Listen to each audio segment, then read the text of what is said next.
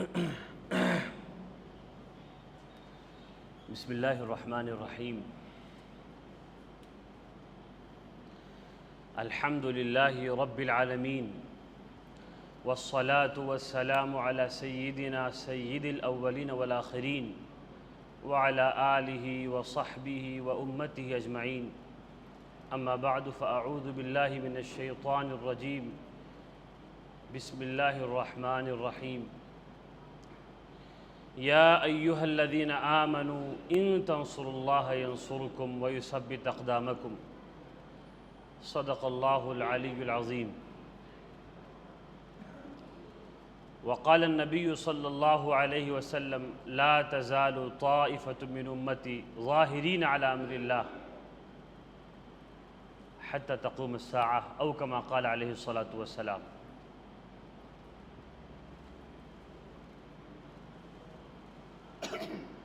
اللہ کے رسول صلی اللہ علیہ وسلم کو وفات پائے ہوئے 14 صدیاں گزر چکی ہیں، اس سے زیادہ عرصہ گزر چکا ہے، اور مسلمانوں نے اپنی ماضی میں اپنی تاریخ میں بہت کچھ اتار چڑھاؤ دیکھے، نشیب و فراز دیکھے، بہت اچھے دن بھی دیکھے، انتہائی برے دن بھی دیکھے۔ اس طریقے سے اس زمانے کے آخری زمانے کے مسلمانوں کے پاس جو تجربہ ہے وہ تجربہ شروع کے زمانے میں جو لوگ اسلام لائے تھے صحابہ اور تابعین انہیں حاصل نہیں تھا۔ صحابہ کرام کو اللہ نے بتایا تھا تِلْكَ الْأَيَّامُ نُدَاوِلُهَا بَيْنَ النَّاسِ کہ یہ جو زمانہ ہے، یہ جو رات اور دن کی تبدیلی ہے، جو وقت ہے، یہ کبھی ایک قوم کے پاس نہیں رہتا، کبھی زمانے پر حکومت ایک ہی قوم کی ہمیشہ نہیں رہتی، بلکہ وقت بدلتا رہتا ہے، نصیب بدلتا رہتا ہے، اور قومیں اپنی محنتوں کاوشوں کے بدلے میں انجام دیکھتی رہتی ہیں۔ لہذا عرب جو جاہل تھے، پڑھنا لکھنا نہ جانتے تھے، وہ اپنے زمانے کے جو طاقتور حکومتیں تھیں، ایران کی اور روم کی حکومت، آپ اگر جغرافیائی نقشہ نہیں جانتے تو آسانی کے سمجھنے کے لیے یہ سمجھ سکتے ہیں کہ فارسی زبان بولنے والے، آگ کی پوجا کرنے والے ایرانی، اور عیسیٰ علیہ السلام کو پوجنے والے نصرانی، انگریز گورے رومی حکومت والے، یہ دو ایسی سلطنت تھی اس زمانے میں جن کا کوئی مقابلہ نہیں تھا دنیا میں۔ یہ کہنا بھی غلط ہے کہ آج کا امریکہ اور روس وہ تھے، بلکہ اس سے کہیں زیادہ طاقتور تھے۔ آج آپ دیکھ رہے ہیں روس نے اپنے ایک پڑوسی چھوٹے سے ملک پہ حملہ کیا، مہینوں بیت گئے، پورا قبضہ نہیں کر سکا۔ تو دنیا میں کوئی ایسی طاقت آج نہیں ہے کہ اکیلے اس کی توتی بولتی ہو، معیشت پہ سارا اس کا قبضہ ہو، ہتھیار صرف اسی کے پاس ہوں۔ لیکن اس زمانے میں صرف 2 طاقتیں ایسی تھیں کہ ساری طاقتیں، ہر قسم کے اعلیٰ ترین اسلحے انہی کے پاس سمٹے ہوئے تھے، وہ ایرانی حکومت تھی اور رومی سلطنت تھی۔ اور ایک طرف عرب کے بادہ نشین تھے، صحراؤں میں ریگستانوں میں رہنے والے جاہل ان پڑھ لوگ جو دنیا کی ترقی سے از بس ناواقف تھے، بالکل ناواقف تھے۔ کسی کے خواب و خیال میں بھی نہ تھا کہ یہ عرب لوگ کبھی ایران پر قبضہ تو کیا، ان سے مقابلہ بھی کر سکتے ہیں، ان کی فوجوں کے سامنے ٹک بھی سکتے، کسی کے، نہ عرب کے نہ عجم کے، کسی کے خواب و خیال میں نہ تھا۔ لیکن ایک انقلاب رونما ہوا۔ جیسا کہ میں نے عرض کیا کہ زمانہ ہمیشہ ایک قوم کے پاس نہیں رہتا، قومیں جب خوشحال ہوتی ہیں، ان کے اعمال میں تبدیلی آ جاتی ہے تو انجام بھی وہ اپنا دیکھتی ہیں۔ ان بڑی سلطنتوں کے بادشاہوں نے ظلم کرنا شروع کیا، اپنی رعایا کو انتہائی مظلوم بنا دیا، ان کے جینے کے حقوق چھین لیے۔ اور اگر آپ تاریخ پڑھیں گے تھوڑا سا بھی تو یقین نہیں آئے گا کہ آج دنیا میں کوئی بھی ایک قوم اتنی زیادہ مظلوم ہوئی ہوگی جتنا اس زمانے میں ظلم ان بادشاہوں نے کیا تھا۔ جانوروں سے زیادہ، دریاؤں کے پانی سے زیادہ ان کا خون سستا بنا دیا تھا۔ لیکن ایک انقلاب رونما ہوا، اللہ ہر شخص کو اس کا بدلہ دیتے ہیں۔ سلطنتوں نے ظلم کیا، ان کا زوال آیا، اور عربوں نے عروج کے زینے چڑھنے شروع کیے، کیونکہ عرب کے اس صحرا میں، ریگستان میں ایک آواز بلند ہوئی، آسمان سے اتری ہوئی آواز۔ اس پر وہاں کے ان پڑھوں نے لبیک کیا، اور وہ تھوڑے ہی دنوں میں دنیا کی سب سے زیادہ پڑھی لکھی اور ترقی یافتہ قوم بن گئے۔ اور حضور کی وفات ہوئی کہ بین الاقوامی سطح پر، انٹرنیشنل لیول پر اسلام کی آواز سنی جانے لگی۔ اور حضور کی وفات کو 10 سال بھی نہیں گزرے تھے کہ آدھی دنیا پر مسلمانوں کا امن و امان والا دلوں پر حکومت کرنے لگے مسلمان۔ لیکن جیسا کہ آپ کو معلوم ہے، وہی پہ بات پھر زمانہ ایک سمت میں نہیں چلتا۔ اللہ جل شانہ نے فرمایا والعصر ان الانسان لفی خسر، زمانے کی قسم کھائی اللہ جل شانہ نے کہ وقت کی قسم، انسان خسارے میں ہے۔ قسم کھا کر جو بات کہی جاتی ہے وہ مؤکد ہوتی ہے، پختہ ہوتی ہے۔ اللہ نے قسم کھائی ہے اس بات کو کہنے کے لیے انسان نقصان اٹھاتا ہے، وہ انسان نقصان سے بچتا ہے۔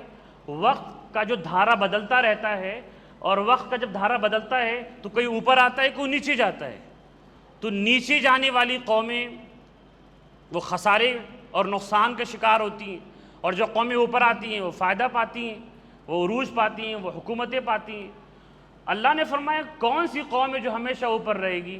الذین آمنوا وعملوا الصالحات، وہ لوگ جو صحیح ایمان لانے والے ہیں، جو نیک اعمال پہ جمنے والے ہیں۔ وتواصوا بالحق وتواصوا بالصبر، اور اصل وہ دو باتیں نہیں تھیں، اصل یہ دو باتیں ہیں، کیونکہ ہر حق بات کے دو عنوان، ایمان اور عمل صالح، اس لیے بات تو اصل یہ کہنا تھا وتواصوا بالحق وتواصوا بالصبر۔ میری بات ذرا سمجھی نہیں زیادہ یہ والی بات۔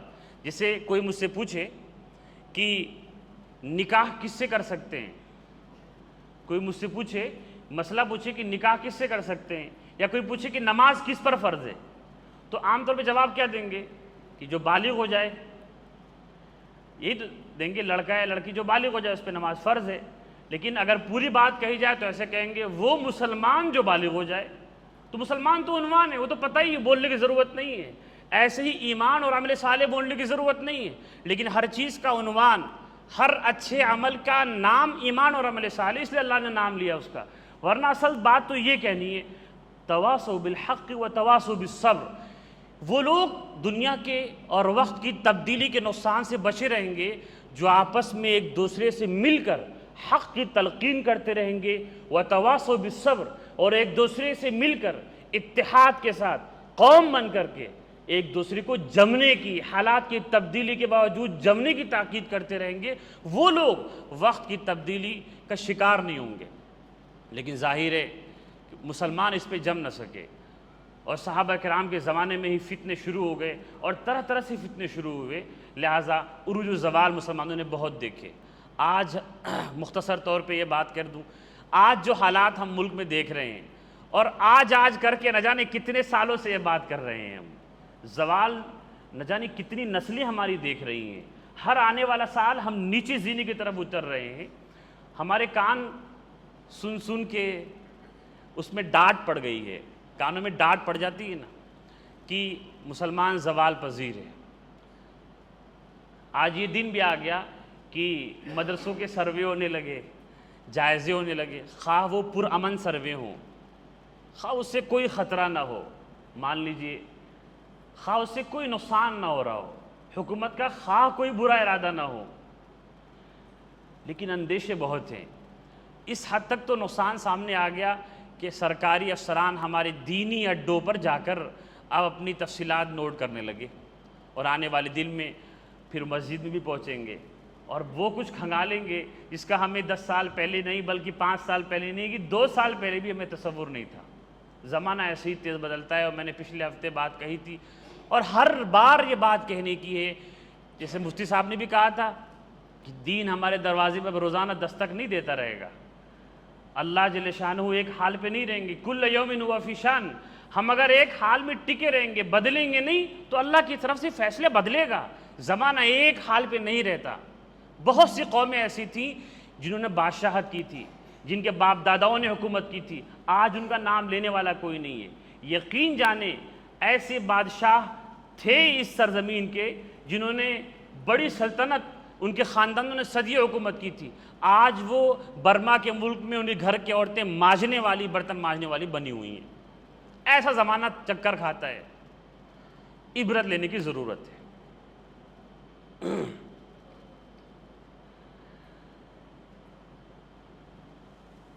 کتنے سارے مسائل ہیں مسلمانوں کے۔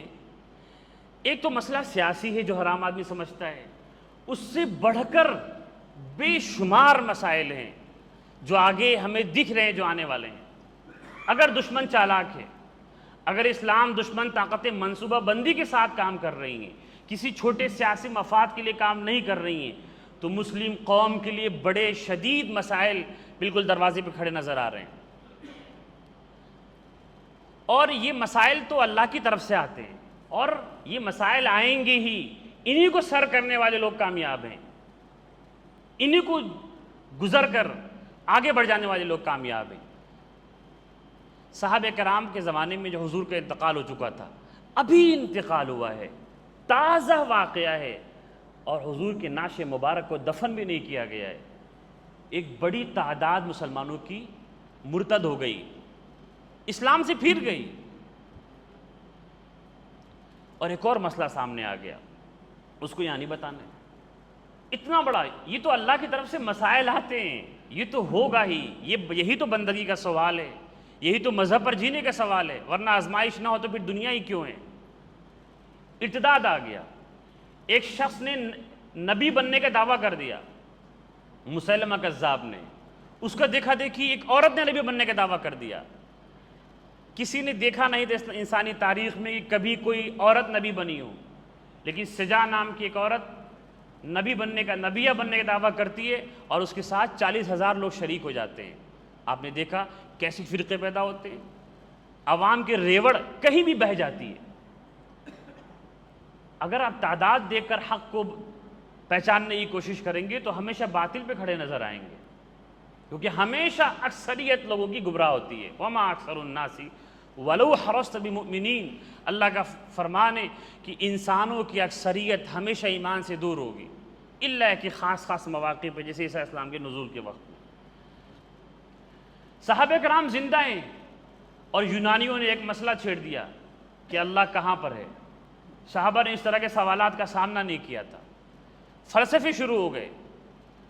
صحابہ بھی زندہ ہیں، اور کرسیوں کے لیے لڑائی شروع ہو گئی، خون خرابہ ہونے لگا۔ انہی سارے واقعات کو، ایسے واقعات کو جن کی وجہ سے ایمان پہ حملہ ہو، لوگ شک میں پڑ جائیں، ایسے ہی واقعوں کو فتنہ کہتے ہیں۔ ہر حادثے کو فتنہ نہیں کہتے، ہر جنگ کو فتنہ نہیں کہتے۔ غزوہ بدر ایک جنگ تھی، مسلمانوں کو فتح ہوئی، وہ بھی فتنہ نہیں تھی۔ غزوہ احد ایک جنگ تھی، مسلمانوں کو شکست ہوئی، وہ بھی فتنہ نہیں تھی۔ فتنے وہ واقعے ہیں جن کی وجہ سے ایمان پہ حملہ ہو اور لوگ شک میں مبتلا ہو جائیں۔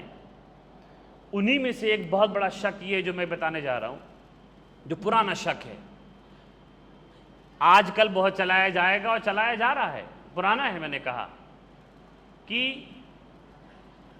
مسلکی اختلاف، فرقے والا اختلاف، کہ قرآن جب اللہ نے بھیجا ہے تو پھر حدیث کی ضرورت کیوں ہے؟ چلیے مان لیا اللہ نے قرآن بھیجا، اللہ نے رسول بھی بھیجا، تو حدیث کی بھی ضرورت ہے۔ پھر قرآن اور حدیث کے بعد پھر صحابہ کی ضرورت کیوں ہے؟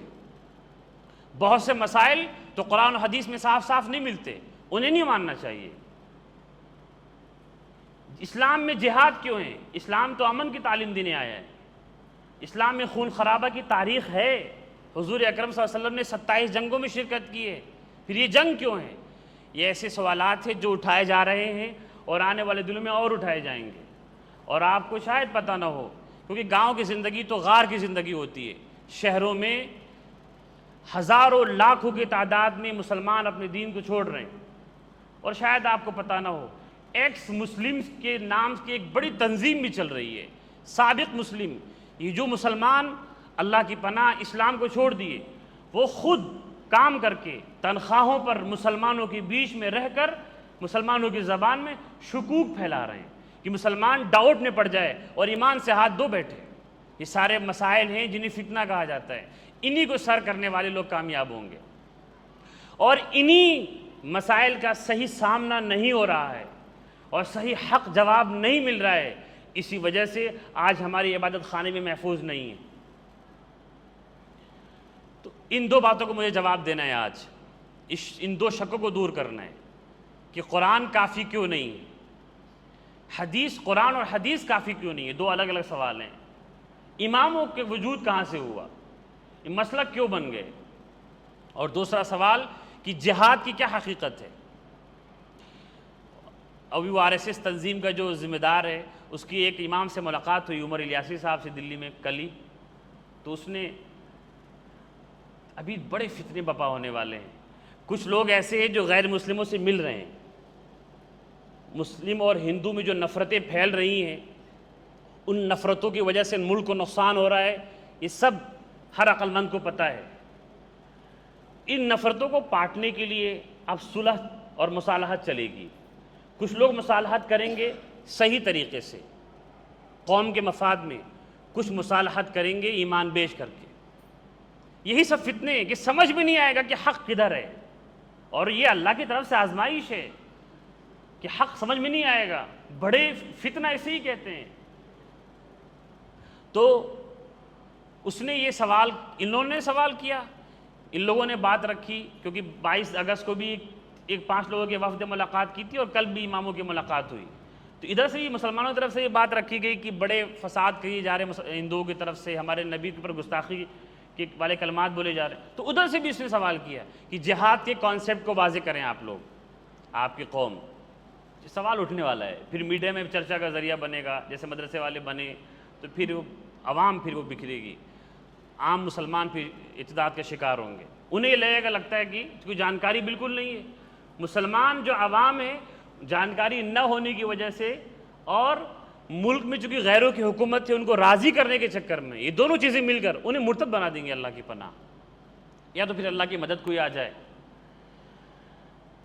تو پہلا جو سوال تھا کہ قرآن کیا کافی نہیں ہے، تو آپ یاد رکھیں اللہ نے فرمایا کہ میں نے قرآن میں ہر چیز اتاری ہے، ہم نے قرآن میں ہر چیز واضح کی ہے، یہ اللہ کا بیان ہے، لیکن ہر چیز سے کیا مراد؟ قرآن تو لفظ کا نام ہے نا، اور لفظ کی تشریح و تحقیق ہوتی ہے، لفظ کا مطلب سمجھنے کے لیے پڑھے لکھے لوگ چاہیے، اس لیے کہا جاتا ہے کہ ہر آدمی قرآن سے صحیح استفادہ نہیں کر سکتا۔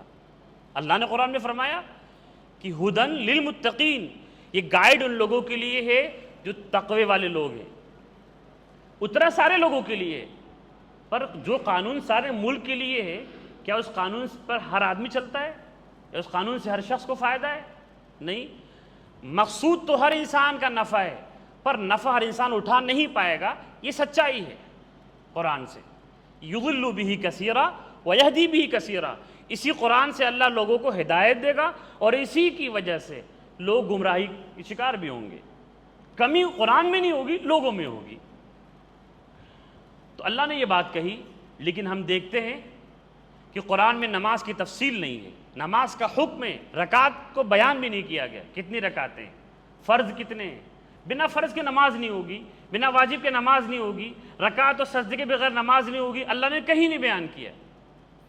سورہ فاتحہ پڑھ کے بتائی اللہ جل شانہ نے، کب پڑھنا ہے، کہاں پڑھنا ہے، یہ نہیں بتایا۔ لہٰذا ہم نے یہ پورا قرآن یاد ہے، اور اللہ یہ کہہ رہے ہیں کہ قرآن میں ہر چیز کا بیان ہے، حالانکہ سب سے پہلی چیز نماز کے پورا بیان نہیں ہے، روزے کا بیان ہے، حج کا بیان نہیں ہے، زکوٰۃ کی تفصیلات یہ تو ہیں کہ زکوٰۃ کس کو دینا ہے، یہ نہیں ہے کتنا دینا ہے، کون زکوٰۃ دے گا یہ بھی نہیں ہے، کتنا % نکالنا ہے یہ بھی قرآن میں نہیں ہے، کس کو دینا ہے یہ ہے۔ تو جو شریعت کے سب سے اہم مسائل ہیں، شریعت میں لاکھوں مسئلے ہیں، اہم مسئلہ نمبر 1 پہ آپ نماز کو جوڑیں گے ایمان کے بعد، پھر زکوٰۃ کو، پھر روزے کو، پھر اسی میں سے ساری باتیں نہیں ہیں۔ تو پھر اللہ نے کیوں کہا کہ ہم نے ہر چیز بیان کی ہے؟ ایک سوال ہے۔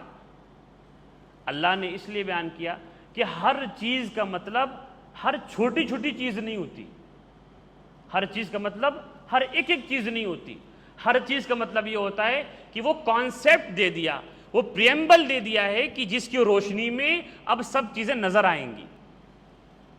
اس بات کو سمجھیے۔ ابھی ایک لطیفہ سناتا ہوں آپ کو میں کہ ایک پشتو بولنے والے ایک آدمی ہے، پشتو افغانستان میں بولی جاتی ہے، تو پاکستان کی ٹی وی چینل پہ وہ انٹرویو دے رہے تھے، ایک عورت انٹرویو لے رہی تھی، تو دیکھیے وقت ختم ہو جاتا، بات پوری نہیں ہوتی، جمعہ کا بیان کبھی کافی نہیں ہوتا۔ میں نے ایک عالم صاحب کو فون کیا ابھی کچھ روز پہلے کہ ہمارے مسجد میں آئیے جمعہ بیان کرنے کے لیے، بولے میں جمعہ بیان کرنے نہیں آؤں گا، ایک تو مخلوط مجمع ہوتا ہے، طرح طرح کے لوگ، کچھ پڑھے لکھے کچھ ایک دم نئے، تو بات میں نہیں کر پاؤں گا، اور آتا جاتا مجمع ہوتا ہے، اس لیے جمعہ مت بلائیے۔ تو جمعہ کا بیان ایک دم ناکافی ہو چکا ہے آج کل۔ تو وہ ٹی وی پہ عورت، وہ چونکہ دیندار آدمی تھے، وہ لگی وہ مزہ لینے کسی بات پہ ڈیبیٹ میں، وہ تو یہ پشتو بولنے والے تھے، انہیں اردو اچھی آتی نہیں تھی۔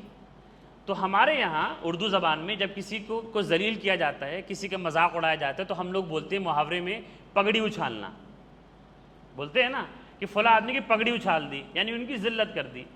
پشتو میں جو کچھ بولتے ہیں تو پشتو میں اس کا مطلب ہوتا ہے کہ پجامہ کھولنا، یعنی ہم لوگ اردو میں بولتے ہیں پگڑی اچھالنا مطلب بے عزتی کر دینا، اور پشتو زبان میں پجامہ کھولنا مطلب بے عزتی کرنا۔ تو اب جو سمجھدار آدمی ہوگا، جو زبان کی تھوڑی سی باریکی بھی جانے گا، وہ اس پشتو والے جملے کا ترجمہ ٹرانسلیشن جب اردو میں کرے گا تو پجامہ کھولنا نہیں بولے گا، ورنہ جھگڑا ہو جائے گا، پگڑی اچھالنا بولے گا۔ اور وہ سمجھدار آدمی تھے نہیں، وہ پجامہ کھولنا بات کر دی، جھگڑا ہو گیا، کیس بھی ہو گیا۔ تو ہم عربی زبان جانتے ہیں، اس سے کام نہیں چلے گا۔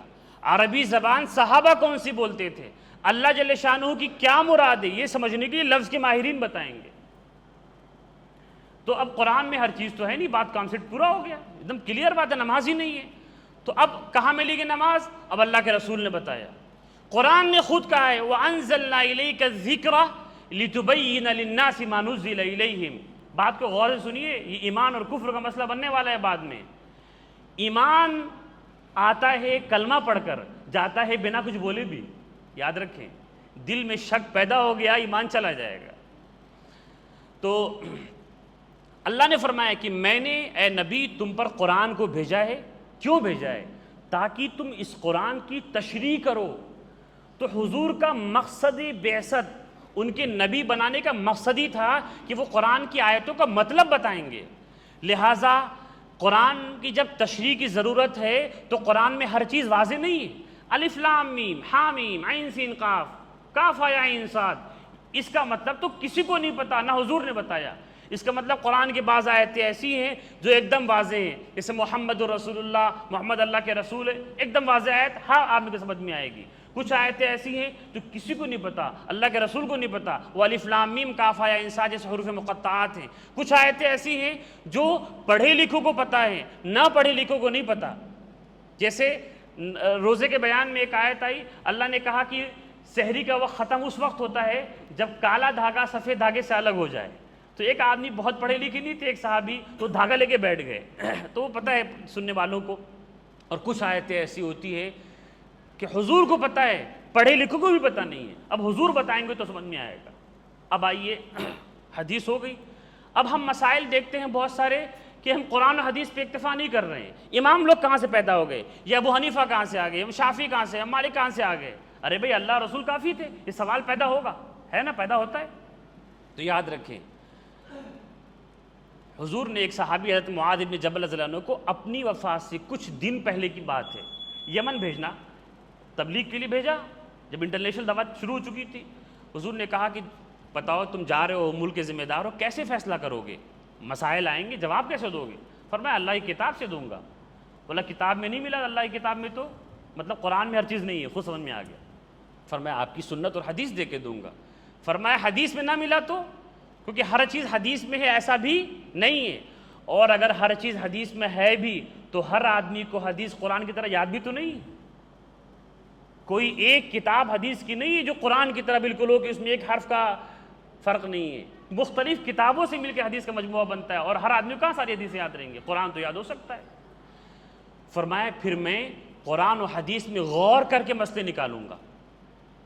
غور کیسے کریں گے؟ ایک مرتبہ دو صحابی گئے، تیمم کا مسئلہ تھا، دو صحابی سفر میں تھے، حضور نہیں تھے، حضور کی زندگی کا واقعہ ہے، حضور نہیں تھے سفر میں، حضور گھر پہ تھے مدینہ منورہ میں، ناپاک ہو گئے دونوں لوگ، تو نہانے کی ضرورت پڑی، پانی تھا نہیں، تو اب تیمم کرنا ہے۔ تو ایک صحابی بولے تیمم تو وضو کے بدلے میں کیا جاتا ہے، یہ تو پتہ ہے، نہانے کے بدلے میں ہوتا ہے یا نہیں یہ تو نہیں پتہ۔ تو اب دونوں نے اب کیا، وہاں پہ تو کسی پوچھ نہیں سکتے، اب تو عقل ہی لگا گا انسان نے، تو عقل لگائے۔ تو ایک آدمی نے تیمم وہی والا کیا جو وضو والا ہوتا ہے، اور ایک صحابی نے پورا مٹی مل لیا اپنے بدن پہ، دونوں نے عقل لگائی۔ جب گھر پہنچے مدینہ تو حضور سے بتایا، حضور نے کہا کہ جس نے تیمم وہی والا کیا تھا جو وضو والا ہے وہ صحیح تھا، اور جو پورا ملے وہ صحیح نہیں تھا، لیکن نماز ان کی بھی ہو گئی، کیونکہ اس وقت وہی مسئلہ ماننا تھا جو ان کو سمجھ میں آنے والا تھا، کوئی پوچھنے والا تو تھا نہیں۔ اس کا مطلب کہ حدیث میں بھی ہر بات واضح نہیں ہے، ہر بات، کیونکہ دنیا بدل رہی ہے، نئے نئے مسائل پیدا ہو رہے ہیں۔ حدیث میں کانسیپٹ، ایک بہت کلیئر بات سمجھا کے آپ بات ختم کروں گا میں۔ اگر آپ خبریں پڑھتے ہیں صحیح سمجھ کے ساتھ میں، تو آپ دیکھتے ہوں گے ہائی کورٹ میں کوئی مسئلہ ہے، کوئی فیصلہ آیا، تو ہائی کورٹ میں فیصلہ آیا، انہوں نے دلیل کیا دی؟ قانون کا حوالہ نہیں دیا کہ ہندوستان کے سنویدھان میں یہ لکھا ہوا ہے، انہوں نے یہ کہا کہ فلاں سن میں 96 میں سپریم کورٹ کے فلاج کمیٹی نے یہ فیصلہ دیا تھا، اس کے آدھار پہ ہم یہ فیصلہ دے رہے ہیں۔ تو وہیں کھڑے ہو کے بولنا چاہیے کہ سنویدھان پہ عمل کیوں نہیں کر رہے ہو، جج کی بات کیوں مان رہے ہو؟ کیوں کہ کوئی بھی سنویدھان ہر جزئیے کو لیے ہوئے نہیں ہو سکتا، سنویدھان اصول اور کانسیپٹ کا نام ہوتا ہے، بات سمجھ رہے ہیں نا؟ تو دنیا میں جو چیزیں بدل رہی ہیں اس کے لیے کانسیپٹ دیا جا سکتا ہے، اس کے ہر مسئلے کو بتا نہیں جا سکتا، اور جو چیزیں بدل نہیں رہی ہیں، جیسے نماز نہیں بدل سکتی، تو وہ قرآن و حدیث سے ملے گی، وہ کہیں اور نہیں ملے گی آپ کو۔ لیکن مسئلہ یہ ہے کہ حدیثیں بھی الگ الگ ہوتی ہیں، حدیثیں بھی، کیونکہ دین 23 سال میں پورا ہوا ہے، کوئی چیز پہلے فرض تھی بعد میں وہ جائز ہو گئی، اب فرض نہیں ہے، ضروری نہیں ہے، کوئی چیز پہلے حرام تھی بعد میں حلال ہو گئی، پہلے حرام تھی بعد میں حلال ہو گئی، تو حدیث تو اس زمانے کی بھی ہو سکتی ہے جب وہ چیز حرام تھی، اور اس زمانے کی جو حلال تھی۔ تو اب محدثین دیکھیں گے کہ یہ حدیث کس زمانے کی ہے، اب آگے آئیے، حدیث مان لیا اس زمانے کی ہے، لیکن ایسا بھی تو سکتا ہے کہ ایک حدیث کا ایک مطلب یہ صحابی یہ سمجھ رہے ہیں، اسی حدیث سے دوسرا مطلب دوسرے آدمی سمجھ رہے ہیں، ایسا ہوتا ہے، ایک ہی بات کو کئی لوگ کئی مطلب سمجھتے ہیں، ہر آدمی کی عقل الگ الگ ہے۔ تو اب اللہ تعالیٰ نے پابندی نہیں لگائی ہے، قرآن اور حدیث کے الفاظ موجود ہیں، اور قابلیت ہے جس کو مجتہد کہا جاتا ہے کہ صحیح مطلب عربی زبان صحیح معلوم ہے، پس منظر معلوم ہے، کس ماحول میں حضور نے کہی ہے، تو اب اپنے علم سے پوچھو کہ اس کا کیا مطلب ہے، اب اس کے بعد کوئی جبر نہیں ہے۔ اس لیے بہت سارے امام پیدا ہو گئے، جیسے ایک جاہل آدمی ایک مسئلہ پوچھے گا ایک صحابی سے، تو انہوں نے جو مسئلہ بیان کیا میں نے عمل کر لیا، جاہل آدمی جس سے پوچھے گا مانے گا۔ ایک دوسرے جاہل نے دوسرے صحابی سے پوچھ لیا، انہوں نے کچھ اور بتایا، وہ اس پہ عمل کر لیا۔ تو اس طرح بہت سارے مسئلے پیدا ہونے لگے، بہت سارے مسائل، الگ الگ مسائل آئے، تو یہ ہوا کہ اس طرح تو بہت ساری شقیں بن جائیں گی، ایک ہی چیز بہت ساری، ایک ہی نماز میں کئی ساری شکلیں، کوئی ایسے پڑھ رہا ہے، کوئی ایسے پڑھ رہا ہے، کوئی چھوڑ کے پڑھ رہا ہے۔ تو علماء نے یہ طے کیا کہ امت میں کیا چیز زیادہ قبول ہے، کس کو ماننے والے، کس فتوے کو زیادہ تسلیم کرنے والے پبلک موجود ہے۔ تو اس زمانے میں 4 فقہ ہیں، 4 اسکول آف تھاٹس چل پڑے، اللہ کی طرف سے چل پڑے۔ ایسا ہوتا ہے نا کہ شہر میں 10 ڈاکٹر ہیں، لیکن دھیرے دھیرے 2 ہی ڈاکٹر چل رہے ہیں، 8 ڈاکٹر مکھی مار رہے ہیں، تو اب بولیں بھائی تم دکان بند کر کہیں اور چلے جاؤ۔ ایسے ہی ہوا، باقی اماموں کے مسئلے بند کر دیے گئے۔ قرآن بھی 7 حروف میں لکھا ہوا تھا، 7 آپ سنے ہوں گے، الحمدللہ رب العالمین مالک یوم الدین، ملک یوم الدین سنے ہوں گے۔ تو عثمان رضی اللہ عنہ نے طے کر دیا کہ دیکھو ایک قرآن شائع کیا جائے، قرآن تو 7 حروف میں ہے، وہ تفصیلی باتیں ہیں تاکہ عوام انتشار میں مبتلا نہ ہو، کیونکہ جب الگ الگ مسئلے ہوں گے تو من مانی بھی ہوگی کہ من کرا تو 8 رکعت، من کرا تو 20 رکعت، ایک پہ نہیں ٹکیں گے، سمجھ رہے ہیں نا؟ تو اس لیے یہ 4 اماموں کے مسئلے چل پڑے، یہ ان کے اپنے نہیں ہیں، یہ قرآن و حدیث سے ہی نکالے ہوئے ہیں۔ جیسے کوئی ڈاکٹر دوا دیتا ہے وہ اپنے پاس سے نہیں دے رہا ہے، وہ جو کتاب میں پڑھ کے آیا ہے وہاں سے دے رہا ہے، کوئی آدمی نئی دوائیں ایجاد نہیں کر رہا ہے، نام اس کا لگ گیا کہ ڈاکٹر فلاں نے دوا دی ہے، تو انہوں نے دوا بنائی نہیں ہے، انہوں نے کتاب میں پڑھا ہے، دوا کہیں اور سے بن کے آ رہی ہے۔ ایسے ہی ان اماموں نے صحابہ سے سیکھا ہے یا صحابہ کے شاگردوں سے سیکھا ہے، صحابہ نے اللہ کے رسول سے سیکھا ہے، تو یہ چاروں مسلک برحق ہیں، کوئی کسی کو غلط نہیں کہہ سکتا کہ رفع یدین غلط ہے یا ترک رفع غلط ہے، سب صحیح ہے، لیکن کرنا عمل میں ایک ہی ہے، ایک ہی ہے۔ میں خلاصے کچھ باتیں آگے ہوں گی، انشاءاللہ اگلے ہفتے میں جہاد کی باتیں عرض کروں گا اور بتاؤں گا کہ جہاد یعنی جنگ دنیا کی ہر قوم کی مانی ہوئی ایک ضرورت ہے، چاہے وہ ہندو مذہب کی تاریخ ہو، آپ چاہے وہ پاڑوؤں کی اور کس کی جنگ مہابھارت والی، چاہے وہ عیسائیوں کی اور یہودیوں کی تاریخ پڑی ہوئی ہے۔ جہاد نام کسی کے خون کرنے کا نہیں ہے، جہاد نام مظلوموں کا ان کو حق دلانے کا ہے، جہاد قتل کا نام نہیں ہے، جہاد دنیا میں امن کو نافذ کرنے کا ہے، چوروں کو دبانے کا، ظالموں کو دبانے کا، مظلوموں کو ظالموں کے ایک لیول پہ کھڑا کر دیں گے، نام جہاد ہے۔ جب تک مسلمان، ایک بات میں کہنا چاہ رہا تھا میں کہہ دوں، ابھی صلح ولا ہو رہی ہے نا لوگوں میں، ہوگی تو کچھ لوگ اس میں نفاق سے، ہپوکریسی سے کام لیں گے۔ صلح کا مطلب اگر دبنا ہے تو دبنا بھی اسلام میں ہے۔ سنیے، صلح حدیبیہ میں حضور دبے تھے صلی اللہ علیہ وسلم، صحابہ راضی نہیں تھے، لیکن یاد رکھیے جب بھی دبیں گے تو دبنا ہمیشہ مجبوری میں ہوتا ہے اور صرف بہت ہی little part of the time, بہت تھوڑے وقت کے لیے ہوتا ہے۔ دب کے زندگی نہیں گزاری جاتی، دبنا اتنا درست ہے کہ آپ کھڑے ہو سکیں، دبنا ہمیشہ کے لیے درست نہیں ہے، یہ اسلام کا پیغام ہے۔ حضور نے صلح حدیبیہ کی تھی، لیکن خوب پتا تھا کہ یہ لوگ اپنے معاہدے پہ ٹک نہیں پائیں گے، آخر تلوار فیصلہ کرے گی۔ ہم لوگ صلح کیے تھے 47 میں، لیکن دبے کی دبے ہی رہ گئے، کھڑے ہی نہیں ہو سکے اپنے پیر پہ۔ قوم بھی بے حس تھی، قیادت بھی بہت مکمل طریقے سے جاگی ہوئی نہیں تھی۔ اللہ تعالی ہم سب کو صحیح مسلمان بن کر آنے والے مسائل کے سامنے شیر بن کر زندہ رہنے توفیق عطا فرمائے۔ خدا الحمدللہ رب العالمین۔